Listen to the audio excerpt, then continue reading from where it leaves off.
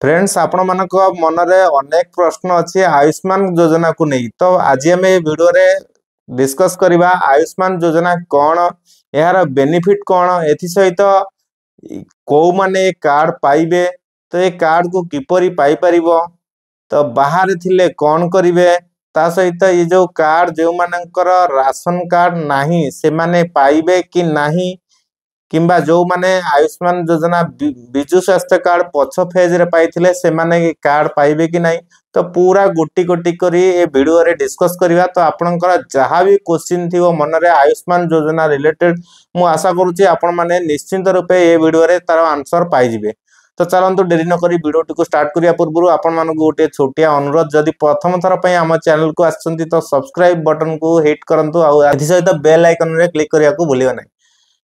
तो प्रथम क्वेश्चन थिला आयुष्मान भारत कौन आयुष्मान भारत 2011 रु लागू हलानी सेंट्रल रे तो किंतु ओडिशा गवर्नमेंट रे अलगा पार्टी थिबारु तो सेटा लागू होई पारु नथिला। ओडिशा रे निजस्व स्वास्थ्य सुविधा थिला आपण माने जानिथिबे जोटा होचे बिजु स्वास्थ्य कार्ड तो वर्तमान कौन होची ना ओडिशा रे एई कार्ड को लागू कर दिया जाउची कहा सहित मिसिकरी ना गोपबंधु जन आरोग्य योजना सहित जोटा ओडिशा गवर्नमेंट रो स्कीम सहित आयुष्मान भारत योजना को जोड़ी दिया जाउची। तो आपण माने जो बेनिफिट पाउथिले बिजु स्वास्थ्य कार्ड रे सेम बेनिफिट एई कार्ड रे पाइबे एथि सहित एक्स्ट्रा कौन पाइबे ना एक्स्ट्रा होची जो बिजु स्वास्थ्य कार्ड रे आपण ओडिशा बाहर जदी रहउथिले से केस रे आपण ट्रीटमेंट हेई पारु नथिले बट आयुष्मान भारत क्षेत्र रे कोन हबो ना आपण इंडिया भितरे जोउठी भी थिले तो मेडिकल रे सेंट्रल बेनिफिट रो से कार्ड रे यूज अछि तो आपण सबु जगह रे इंडिया भितरे ट्रीटमेंट हेई परिबे। एथि सहित कोन ना जेमती बिजु स्वास्थ्य कार्ड रो 5 लाख लिमिट थला महिला को क्षेत्र रे 10 लाख रो लिमिट थिला सेम लिमिट परिवार पिछा completely same rule same regulation लागू रहइबो ना। एथि सहित ओडिशा गवर्नमेंट द्वारा जणै दे जायछि 3.5 कोटी उपभोक्ता ए कार्ड रे लाभवान हेबे ता माने जो माने ऑलरेडी बीएसकेवाई कार्ड होल्डर थिले से मानकर ऑटोमेटिक बाय डिफॉल्ट प्रिंट हे जायछि कार्ड तो सेमानंकु आशा कर्मी मानक द्वारा पीएससी द्वारा मेडिकल सर्विस द्वारा आपण मानक घरे घरे कार्ड को बंटन करा जिवो। एथि सहित कोन ना आपणक निकटस्थ सीएससी सेंटर वाला सहित टाई अप कहिछि तो से माने कौन करिवे ना केवाईसी करके कार्ड को बंटन करिवे। तो ये कार्ड को मानन को दिया जाउची ना जेउ मानकर राशन कार्ड ऑलरेडी अछि बिजु स्वास्थ्य कार्ड ऑलरेडी अछि सेही मानकर प्रिंट हे कि आसीची बाकी जो फेज रे कोनोसी नुआ कार्ड पई कोनोसी लोक वर्तमान सुधा आवेदन करि परिवे नाही जेउ मानकर प्रिंट हे आसीची सेही मानको ही डिस्ट्रीब्यूट करा दिबो।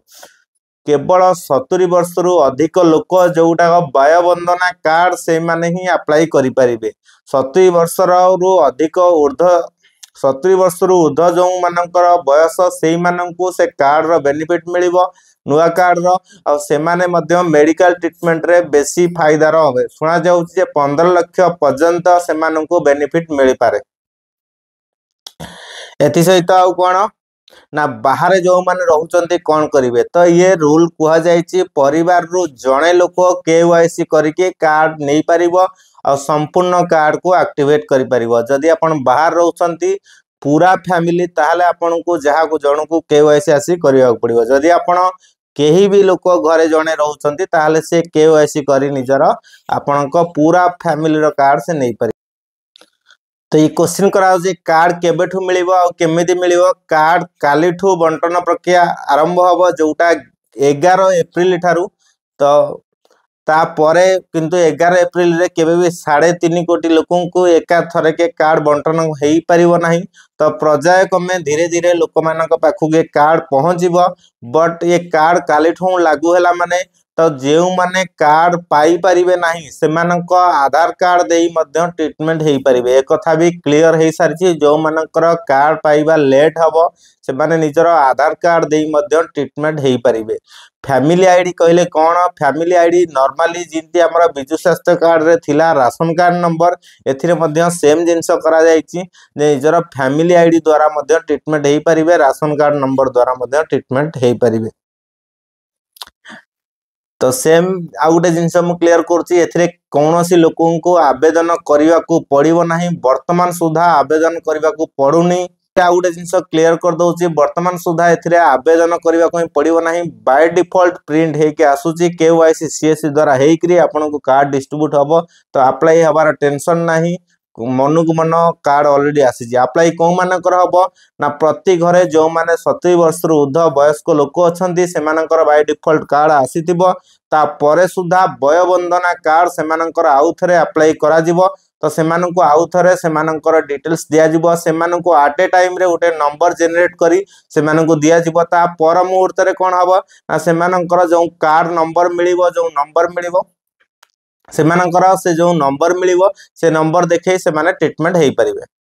आशा करूँ आपण मानकर समस्त प्रश्नर मु उत्तर दे पारथिबी जदि आपण मानको भल लागिला ताले हम चैनल को सब्सक्राइब करिवे बेल आइकन रे क्लिक करी ऑल नोटिफिकेशन को ऑन करिवे। वंदे मातरम। जय हिंद।